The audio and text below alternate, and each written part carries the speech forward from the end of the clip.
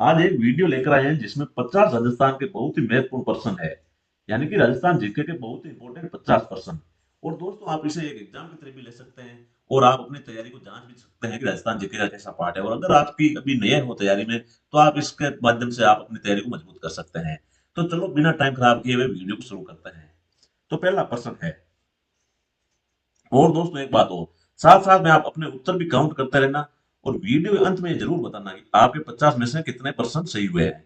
तो पहला प्रश्न, जालोर के चौहानों में प्रसिद्ध शासक हुआ। अपने को पूछा गया है कि जालोर के चौहानों में प्रसिद्ध शासक हुआ। ऑप्शन ए समर सिंह है, ऑप्शन बी कानड़ देव, ऑप्शन सी उदय सिंह है और ऑप्शन डी कीर्तिपाल। तो दोस्तों इसका सही उत्तर क्या होगा? कानड़ देव। और कानड़ देव कौन से ऑप्शन में आ रहा है? Option B. तो दोस्तों जिनका भी ऑप्शन बी आ रहा है ये उनका सही उत्तर होगा। और अगर अपने को पूछे कि जालोर के चौहान वंश वंश की स्थापना किसने की थी, तो स्थापना किसने की थी? कीर्तिपाल ने। कीर्तिपाल ने। और पूछे कब की कीर्तिपाल ने, तो ये की थी 1181 ईस्वी में। तो प्रसिद्ध शासक तो हो गए कानड़ देव और स्थापना करता हो गया कीर्तिपाल। और कब की थी? 1181 में। दूसरा प्रश्न बहुत ही शानदार प्रश्न है, कानड़ देव प्रबंध की रचना किसने की थी? ऑप्शन ए मुणोत नयन सिंह ने, ऑप्शन बी हमीर ने, ऑप्शन सी पद्मनाथ ने और ऑप्शन डी कुंभा ने। दोस्तों अभी तक इस चैनल को आपने सब्सक्राइब नहीं किया तो सब्सक्राइब करके रखें। मैं इस चैनल पर बहुत ही महत्वपूर्ण वीडियो लाता रहता हूँ और वही प्रश्न लाते हैं जो कि आगे या तो एग्जाम में आने की संभावना है या बार बार रिपीट हो रहे हैं। तो इसलिए इस चैनल को क्या करें, सब्सक्राइब करके रख लें। बहुत ही आपके लिए तैयारी में बहुत ही ज्यादा वो हेल्प करने वाला चैनल होगा, तो इसलिए आप इसको सब्सक्राइब कर रखें। तो प्रश्न क्या था, कन्नड़ देव प्रबंध की रचना किसने की थी? Option A Munot Nainsi, option B Hammir, option C Padmanabh और ऑप्शन डी कुंभा। तो दोस्तों इसका सही उत्तर होगा पद्मनाभ, ऑप्शन सी। और दोस्तों पद्मनाभ में बताया गया है कि कन्नड़ देव के समय अलाउद्दीन खिलजी ने, मतलब इस पुस्तक में बताया क्या गया है कि कन्नड़ देव के समय अलाउद्दीन खिलजी ने, अलाउद्दीन खिलजी जिन्हें जालोर पर आक्रमण किया था। किस पर आक्रमण किया था? जालोर पर आक्रमण किया था। तो इसमें वर्णन मिलता है कि कानड़ देव के समय अलाउद्दीन खिलजी जो कि दिल्ली का सुल्तान था उसने जालोर पर आक्रमण किया था। तीसरा प्रश्न बहुत ही शानदार प्रश्न है, आबू के किस परमार शासक को परमारों का मरुमंडल का महाराज कहा जाता है? Option A Kumarpal, option B Siddharaj, option C Narendra और ऑप्शन डी शंकर वर्मन। तो दोस्तों आपका इसका उत्तर क्या है? इसका सही उत्तर होगा सिद्धराज, यानी कि ऑप्शन बी सिद्धराज। अब देखते हैं चौथा प्रश्न, कई बार रिपीट होने वाला प्रश्न है बहुत आसान पर कई बार रिपीट होता है। तो एक बार इसको देखते हैं, किस शासक ने ढूंढाड़ राज्य की स्थापना की थी? ऑप्शन ए मान सिंह, ऑप्शन बी दुल्ले राय, ऑप्शन सी चंद्रसेन और ऑप्शन डी भारमल। अपने को पूछा गया है ढूंढाड़ राज्य की स्थापना, और ढूंढाड़ राज्य की स्थापना किसने की थी? दुल्ले राय। जिनका भी ऑप्शन आ रहा है उन सभी का उत्तर सही है। और अगर पूछे कब की, तो 1137 ईस्वी में। और इन्होंने किसको हराकर की थी? मीणाओं को हराया था। किसने? दुल्ले राय ने मीणाओं को हराकर। अब देखते हैं पांचवा प्रश्न, राजस्थान में ज्ञानेश्वर सभ्यता किस नदी के किनारे विकसित हुई है? Option A Kali Sindh, option B Kantli, option C Ghaggar और ऑप्शन डी चंबल। तो अपने को पूछा गया है ज्ञानेश्वर सभ्यता। तो दोस्तों ज्ञानेश्वर सभ्यता किस नदी के किनारे विकसित हुई थी? ऑप्शन बी कांतली नदी। जिनका भी ऑप्शन बी आ रहा है उन सभी का उत्तर सही है, कांतली नदी। और अगर इसकी पूछे वर्तमान में स्थिति कौन सी है, तो ये कहां पर है? नीम का थाना। और इससे पहले कौन सा जिला लगता था? सीकर। वर्तमान में जिला नीम का थाना, पहले सीकर।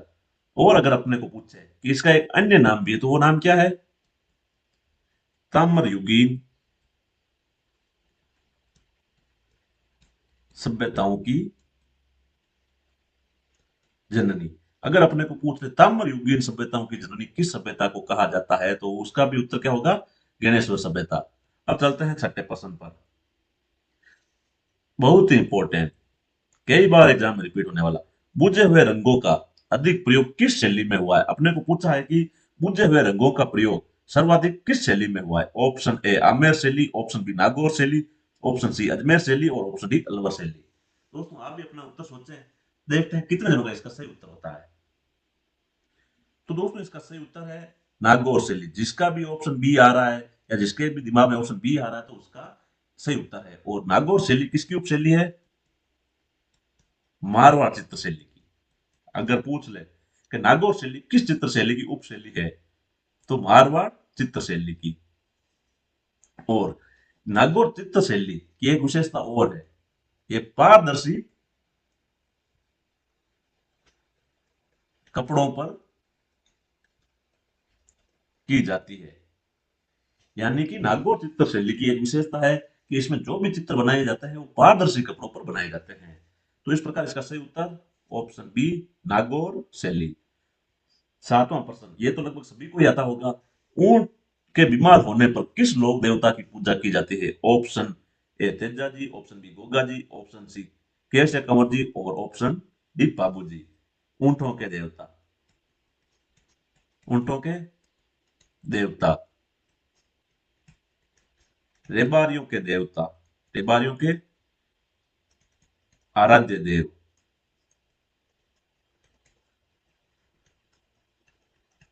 फ्लैग के रक्षक, ये सभी किन देवता को कहा जाता है? बाबू जी को। तो इसका सही उत्तर ऑप्शन डी बाबू जी। जिनका भी ऑप्शन डी आ रहा था दिमाग में उन सभी का उत्तर सही है।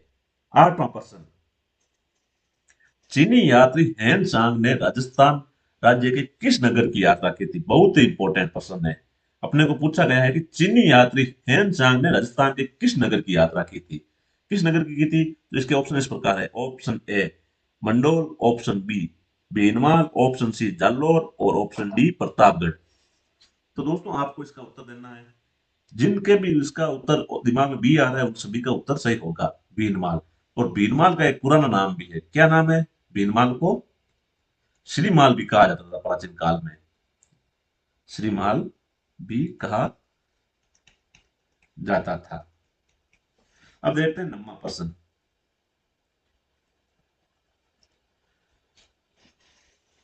आबू पर्वत पर जैन मंदिर किस शासक के मंत्री द्वारा बनाए गए थे? इंपॉर्टेंट, बहुत ही ज्यादा इंपॉर्टेंट और बहुत ही ज्यादा रिपीट होने वाला प्रश्न। आबू पर्वत के जैन मंदिर किस शासक के मंत्री द्वारा बनाए गए थे? Option A Solanki, option B Chandela, option C Chola और ऑप्शन डी राष्ट्रकूट। तो दोस्तों आप भी अपना उत्तर सोचें, देखते हैं किन किन का उत्तर सही होता है। तो जिसने भी ए ऑप्शन सोचा है उन सभी का उत्तर सही है। एक सोलंकी शासक हुए थे, सोलंकी शासक, उनका नाम था भीमदेव प्रथम। भीमदेव प्रथम उनके मंत्री थे, उनका नाम था विमल शाह। तो आबू के जैन मंदिर का निर्माण भीमदेव प्रथम, सोलंकी शासक भीमदेव प्रथम के मंत्री कौन थे? विमल शाह, उन्होंने निर्माण करवाया था। तो इसका सही उत्तर ऑप्शन ए सोलंकी। अब देखते हैं 10वां प्रश्न। दोस्तों अभी तक आपने इस चैनल को सब्सक्राइब नहीं किया तो सब्सक्राइब करके जरूर रखें। दोस्तों इस चैनल पर बहुत ही इंपॉर्टेंट प्रश्न अपलोड किया जाता है जो कि राजस्थान के लगभग हर एग्जाम में बहुत ज्यादा इंपॉर्टेंट है। तो इस चैनल को सब्सक्राइब जरूर करके रखें। अब देखते हैं 10वां प्रश्न। निम्न में से मत्स्य संघ का नाम किसके द्वारा दिया गया? बहुत ही इंपॉर्टेंट प्रश्न है। ऑप्शन ए सरदार पटेल द्वारा, ऑप्शन बी के एम मुंशी द्वारा, ऑप्शन सी वीपी मेनन द्वारा और ऑप्शन डी फजल अली द्वारा। तो दोस्तों इसका सही उत्तर है ऑप्शन बी। जिसके भी दिमाग में ऑप्शन बी आ रहा है उन सभी का उत्तर सही होगा। और इनका नाम के एम मुंशी ने दिया था। और ये कब दिया था? मत्स्य संघ कब बना था? 18 मार्च। कब बना था? 18 मार्च 1948 में। और इसमें किस किस को शामिल किया गया था? किस किस रियासत को? देखो कई बार पूछा भी जाता है। देखो 4 रियासत थी, भरतपुर, धौलपुर, अलवर प्लस करौली। तो इनमें 4 रियासत थी। मत्स्य संघ में नाम किसने दिया था? के एम मुंशी ने। और हुआ कब था? 18 मार्च 1948 को। और नाम क्या था? मत्स्य संघ। और 4 रियासतें भरतपुर, धौलपुर, अलवर और करौली। अब आते हैं 11वें प्रश्न पर। निम्न में से प्राप्त शिलालेखों में से सबसे बड़ी प्रस्तुति मिलती है? ऑप्शन ए रणकपुर प्रस्तुति, ऑप्शन बी राज प्रशस्ति, ऑप्शन सी कीर्ति स्तंभ और ऑप्शन डी राष्ट्रीय प्रशस्ति। तो दोस्तों सबसे बड़ी राजस्थान की प्रशस्ति कौन सी है? राष्ट्रीय प्रशस्ति। और ये कहां पर है? राजसमंद झील के किनारे। अगर पूछे ये स्थापित किसने करवाई थी, तो स्थापित किसने करवाई थी? महाराणा राज सिंह ने। किसने करवाई थी? महाराणा महाराणा राज सिंह ने। और अगर पूछे इसके लेखक कौन थे, कई बार एग्जाम में पूछा जाता है। रणछोड़, भट्ट, तेलंग। अब आते हैं अगले प्रश्न पर, 11 प्रश्न, नहीं सॉरी 12 प्रश्न। आबू एवं देलवाड़ा तहसीलों का राजस्थान में विलय एकीकरण के किस चरण में हुआ था? ऑप्शन ए 5वें चरण में, ऑप्शन बी चतुर्थ चरण में, ऑप्शन सी 7वें चरण में और ऑप्शन डी प्रथम चरण में। दोस्तों आप अपना उत्तर सोचें, देखते हैं किन किन का उत्तर सही आता है। एक बार आपको दिमाग में सोचो, फिर मैं बताता हूँ इसका उत्तर। तो इसका सही उत्तर है ऑप्शन सी। जिसके भी दिमाग में सी 7वां चरण आ रहा था, वो इसका क्या है कि सही उत्तर दे रहा था। और ये 7वां चरण हुआ कब था? 1 नवंबर 1956 को। और इसमें क्या हुआ था देखो, राजस्थान में आबू देलवाड़ा प्लस अजमेर और मेरवाड़ा प्लस सुनेल टप्पा को शामिल किया गया था। और एक राजस्थान में से भूभाग को निकालकर मध्य प्रदेश में शामिल किया गया था 7वें चरण में। उसका नाम था सिराज क्षेत्र। तो इसको तो मध्य प्रदेश में शामिल किया गया था और इनको राजस्थान में शामिल किया गया था। ये कौन से चरण में? 7वें चरण में। और हुआ कब था? 1 नवंबर 1956 को।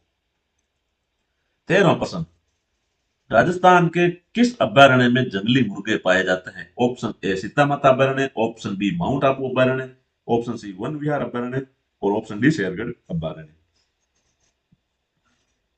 तो दोस्तों इसका सही उत्तर है माउंट आबू अभ्यारण्य। और माउंट आबू अभ्यारण्य कहाँ है? सिरोही जिले में। कहां पर है? सिरोही जिले में। और लगभग इसका क्षेत्रफल कितना है? 112 वर्ग किमी। अब आते हैं अगले प्रश्न पर। कई बार रिपीट होने वाला इंपॉर्टेंट प्रश्न, बहुत ही ज्यादा इंपॉर्टेंट प्रश्न। राजस्थान का कौन सा शहर कोटारी नदी के किनारे बसा हुआ है? Option A Jhalawar, option B Bhilwara, option C Rajsamand और ऑप्शन डी कोटा। दोस्तों आप अपना उत्तर सोचें, फिर मैं बताता हूं इसका उत्तर। तो जिसने भी इसका उत्तर बी सोचा है, उन सभी का उत्तर सही है, ऑप्शन बी भीलवाड़ा। दोस्तों कोठारी नदी के किनारे, कोठारी नदी के पर एक कई बार सवाल पूछा जाता है कि कोठारी नदी पर कौन सा बांध है? एक तो मेजा बांध बना हुआ है, कौन सा बांध? और कई बार रिपीट होता है। और अगर कोठारी नदी का पूछे तो किसकी साइड नदी है? बनास नदी की। तो इसके ये दो महत्वपूर्ण फैक्ट है, इसको भी थोड़ा सा ध्यान रखना। अब आते हैं 15वें प्रश्न पर। राजस्थान की सर्वाधिक लंबी सीमा किस राज्य से लगती है? Option A Punjab, option B Madhya Pradesh, option C Uttar Pradesh और ऑप्शन डी गुजरात। तो दोस्तों जिसने भी उत्तर बी सोचा है, उन सभी का उत्तर सही है। और मध्य प्रदेश के साथ राजस्थान की कितनी सीमा लगती है? 1600 किलोमीटर। और अगर अपने को यहाँ पर पूछ लेते सबसे कम, सर्वाधिक या सबसे कम सीमा, सबसे कम सीमा किसके साथ लगती है? पंजाब के साथ। और कितनी लगती है? 89 किलोमीटर। और सर्वाधिक मध्य प्रदेश के साथ। 16वां प्रश्न, राजस्थान का द्वितीय काशी के नाम से प्रसिद्ध जिला है? Option A Chittorgarh, option B Udaipur, option C Jodhpur और ऑप्शन डी बूंदी। तो दोस्तों जो भी ऑप्शन डी सोच रहा है, उन सभी का उत्तर सही है, यानी कि बूंदी। और बूंदी को काशी क्यों कहा जाता है? क्योंकि यहाँ पर मंदिरों की संख्या बहुत है। तो मंदिरों की संख्या बहुत होने के कारण बूंदी को राजस्थान की क्या कहा जाता है? द्वितीय काशी। अब आते हैं 17वें प्रश्न पर। राजस्थान में ब्लू पोइट्री की चित्रकारी किन बर्तनों पर की जाती है? ऑप्शन ए कांच और चीनी के बर्तनों पर, ऑप्शन बी केवल कांच के बर्तनों पर, ऑप्शन सी पित्तल के बर्तनों पर, और ऑप्शन डी चीनी मिट्टी के बर्तनों पर।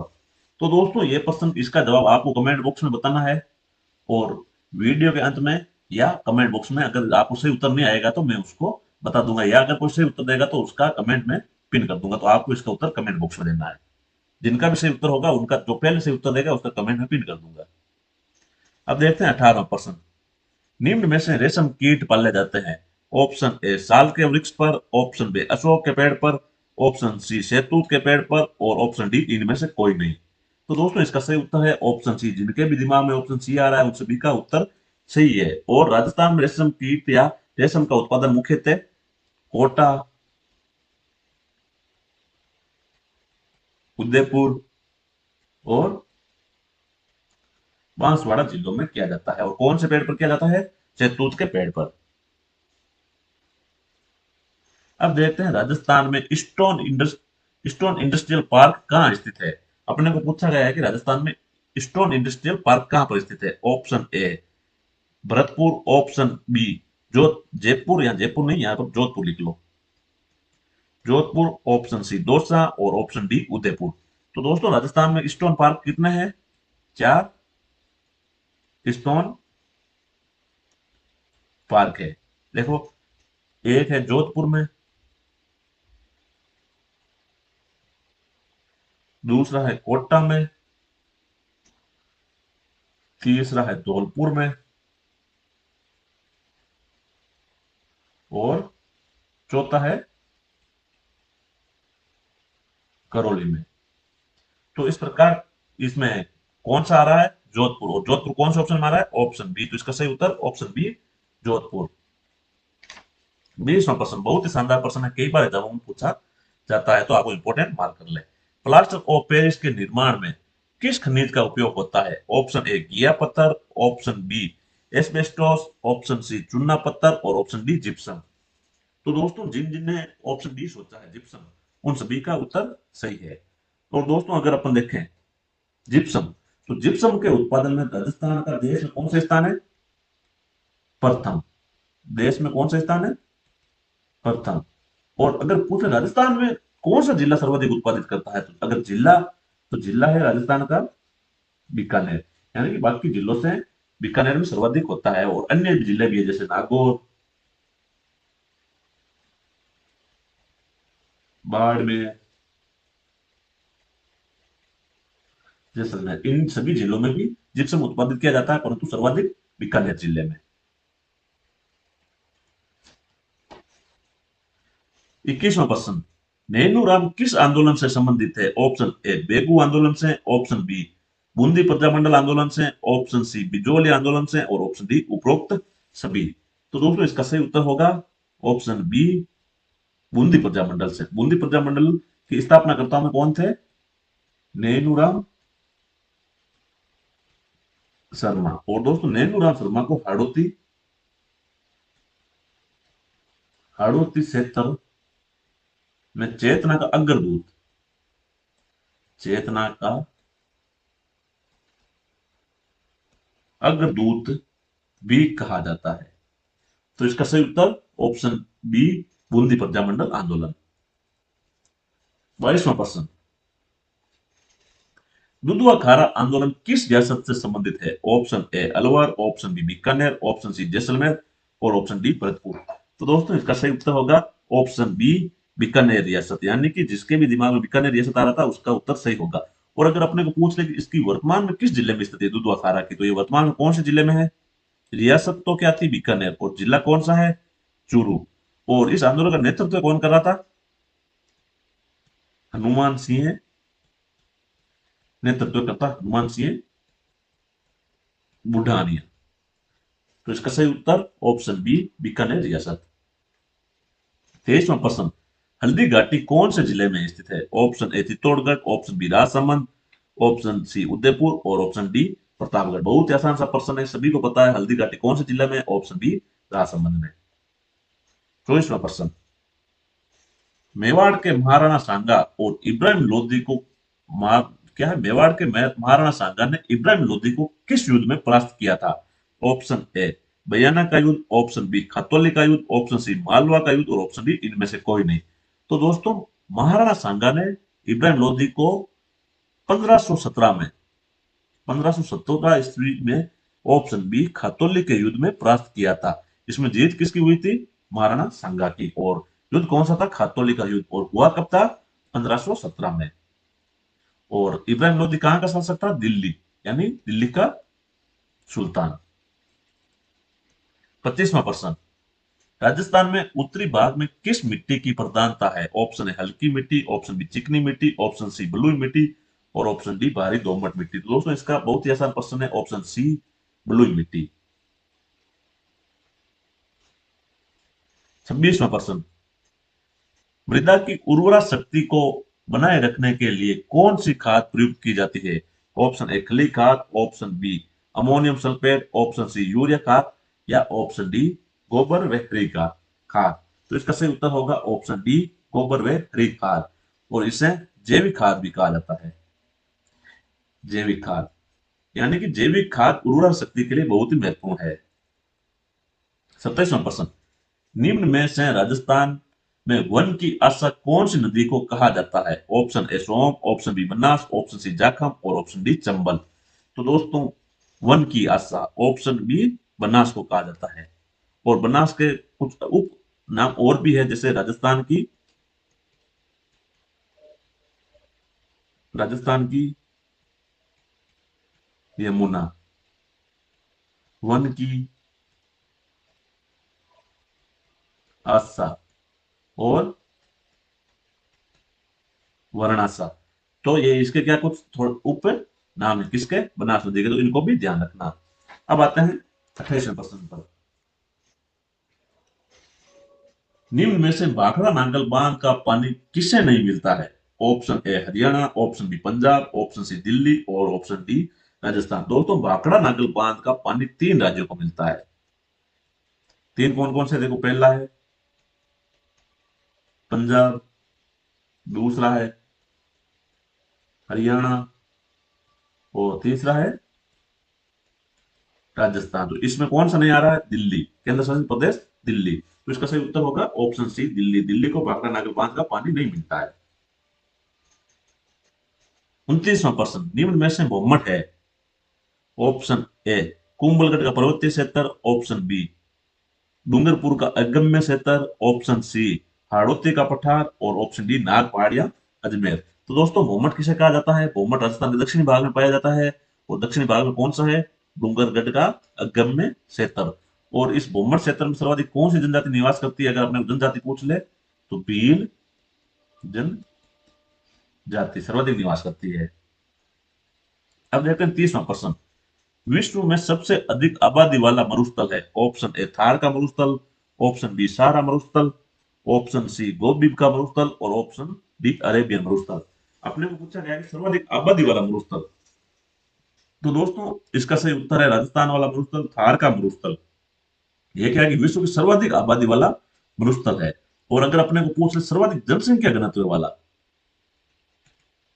जनसंख्या घनत्व वाला, तो वो भी कौन सा होगा? थार का मरुस्थल।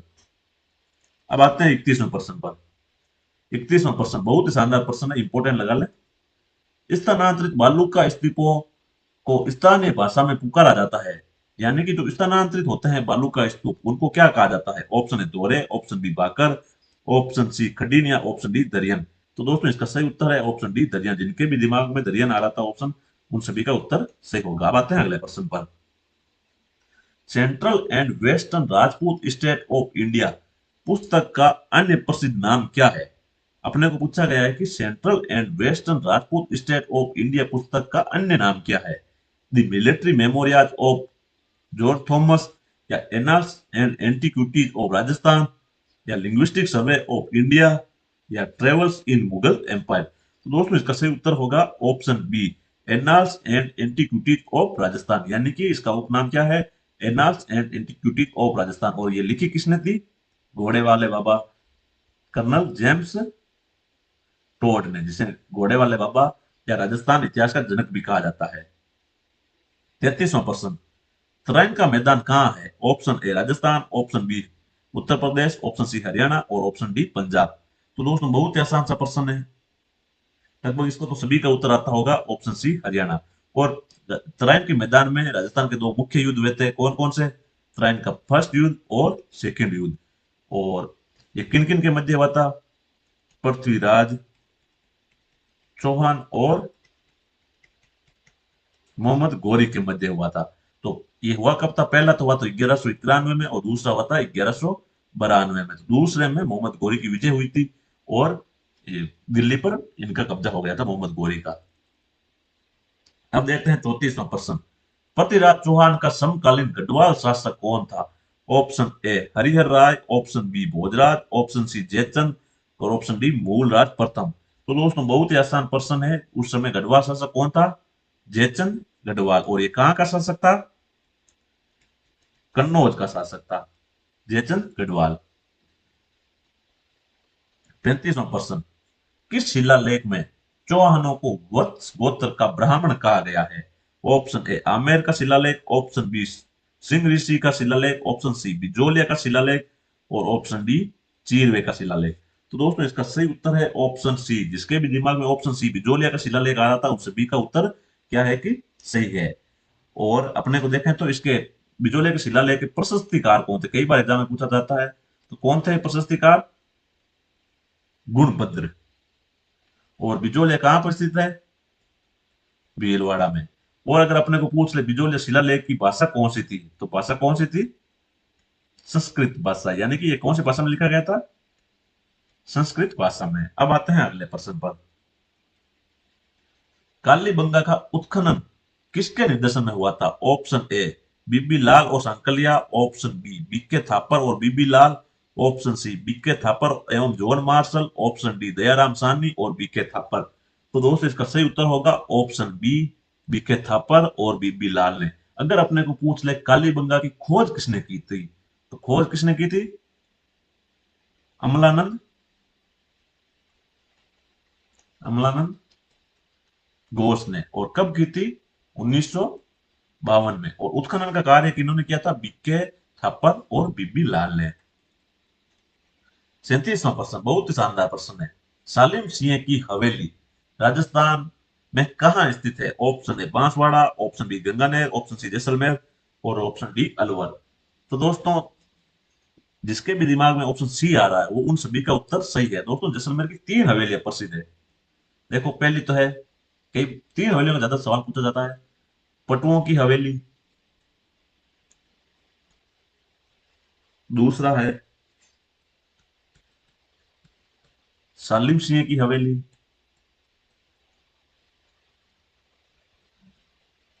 और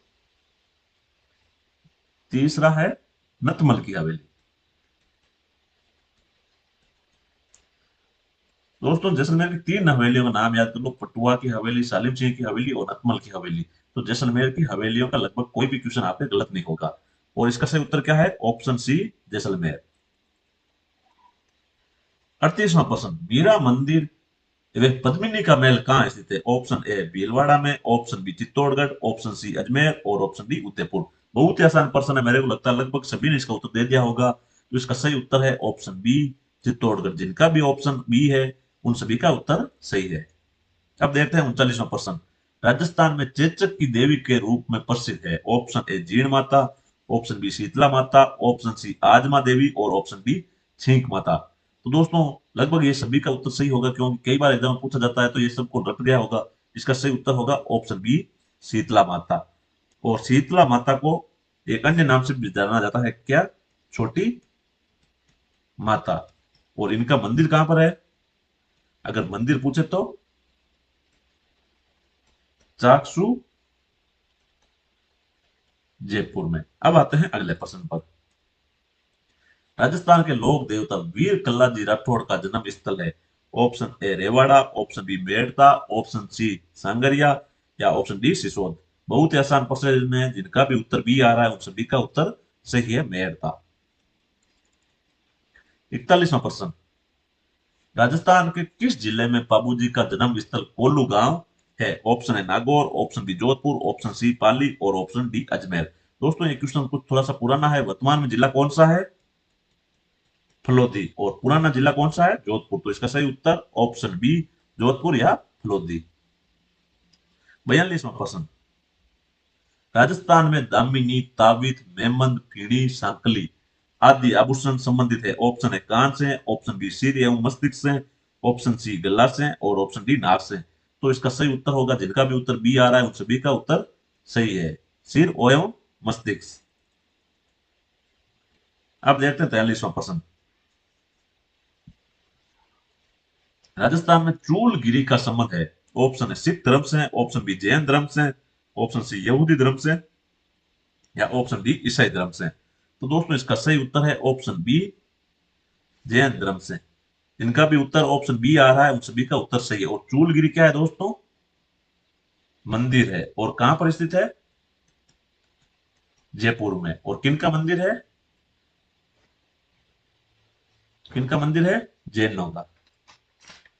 44वां प्रश्न, राजस्थान में केसरिया नाथ जी का मेला चैत्रबदी अष्टमी को कहां पर लगता है? ऑप्शन ए मेवाड़ में चारभुजा गांव में, ऑप्शन बी मेवाड़ के दुलेव गांव में, ऑप्शन सी रासमी गांव चित्तौड़गढ़ में और ऑप्शन डी कोलायत गांव बीकानेर में। तो दोस्तों इस 44वें प्रश्न का उत्तर सही होगा ऑप्शन बी मेवाड़ के दुलेव गांव में। और ये दुलेव गांव किस जिले में स्थित है? चित्तौड़गढ़ में। तो जिनका भी उत्तर ऑप्शन बी आ रहा है उन सभी का उत्तर सही होगा। 45वां प्रश्न, राजस्थान में दाऊद बोहरा मुसलमानों का प्रमुख धार्मिक स्थान पीर फखरुद्दीन की दरगाह है। ऑप्शन ए कोटा में, ऑप्शन बी गलियाकोट में, ऑप्शन सी टोंक में और ऑप्शन डी अजमेर में। तो जिनका भी उत्तर ऑप्शन बी आ रहा है उन सभी का उत्तर सही होगा, ऑप्शन बी गलियाकोट। और गलियाकोट अगर जिला पूछे तो कौन से जिले में है? डूंगरपुर में। अब देखते हैं 46वां प्रश्न, नाथ संप्रदाय की प्रमुख गद्दी राजस्थान के किस स्थान पर है? Option A Nathdwara, option B Jodhpur, option C Narayana और ऑप्शन डी उदयपुर। तो दोस्तों नाथ संप्रदाय की राजस्थान में प्रमुख गद्दी कहां है? जोधपुर में। और जोधपुर में कहां है? महामंदिर में। और निर्माण किसने करवाया था? राजा मानसिंह ने। तो इसका सही उत्तर ऑप्शन बी जोधपुर। 47वां प्रश्न बहुत ही शानदार प्रश्न है, कई बार एग्जाम में पूछा जाता है। राजस्थान में पिंपरसर गांव का संबंध है। ऑप्शन ए जसनाथ जी से, ऑप्शन बी संत जाम्बो जी से, ऑप्शन सी धन्ना जी से और ऑप्शन डी विष्णु जी से। दोस्तों इसका सही उत्तर होगा ऑप्शन बी जाम्बो जी से। पिंपरसर जाम्बो जी का क्या है? जन्म स्थान। और अगर पूछे पिंपरसर किस जिले में है तो पिंपरसर आता है नागौर जिले में। और ये संत जाम्बो जी का संबंध किससे है? विष्णु संप्रदाय से। तो इसका सही उत्तर ऑप्शन बी संत जाम्बो जी। 48वां प्रश्न, जोधपुर राजस्थान राज परिवार की कुल देवी है। ऑप्शन है बाण माता, option B नागनेती Chamunda Devi, option C Annapurna देवी या ऑप्शन डी करणी माता। तो दोस्तों लगभग ये सभी को आता होगा, जिनका भी उत्तर बी आ रहा है उन सभी का उत्तर सही है। क्या है? नागनेती माता चामुंडा देवी। और इनका मंदिर कहाँ है? नागाना गांव में। कहां पर है? नागाना गांव में। और किन किन की कुल देवी? एक तो है राठौड़ों की और एक है छोड़ा राजपुरोहितों की कुल देवी है। दोस्तों अगर आप अभी तक इस चैनल को सब्सक्राइब नहीं किया तो चैनल को सब्सक्राइब जरूर करके रखें। हम इस चैनल पर डेली का लगभग एक वीडियो लाते हैं जो कि आपके राजस्थान में किसी भी एग्जाम की तैयारी कर रहे हो बहुत ही ज्यादा इंपॉर्टेंट होने वाला है। तो इसलिए इस चैनल को सब्सक्राइब करके जरूर रखें। 50वां प्रश्न या 49वां प्रश्न, किस धर्म का प्रचार प्रसार राजस्थान में प्राचीन काल में अधिक हुआ? ऑप्शन है इस्लाम धर्म, ऑप्शन बी जैन धर्म, ऑप्शन सी वैदिक धर्म या ऑप्शन डी उपरोक्त सभी। तो दोस्तों इसका सही उत्तर होगा ऑप्शन सी वैदिक या सनातन धर्म का। सनातन धर्म का। अब देखते हैं अंतिम एवं 50वां प्रश्न, राजस्थान के किस जिले में मरु महोत्सव का आयोजन होता है? ऑप्शन ए बीकानेर में, ऑप्शन बी जैसलमेर में, ऑप्शन सी बाड़मेर में और ऑप्शन डी जोधपुर में। तो दोस्तों आप इसका उत्तर सोचें। जिन जिन्होंने भी इसका ऑप्शन बी सोचा है उन सभी का उत्तर सही होगा, ऑप्शन बी जैसलमेर। और अगर ये पूछे लगता कब है तो कब लगता है? लगभग फरवरी माह में। तो दोस्तों आपको कमेंट बॉक्स में बताना है कि आपके 50 में से कितने परसेंट सही हुए हैं। लगभग आपके 35 के आसपास परसेंट सही हो रहे हैं तो आपकी तैयारी काफी अच्छी है। और 35 से अधिक हो रहे हैं तो आपकी तैयारी एक्स्ट्रा ऑर्डिनरी है। और इसी प्रकार के वीडियो देखने के लिए इस चैनल को सब्सक्राइब जरूर करें और इस वीडियो को एक लाइक जरूर दें।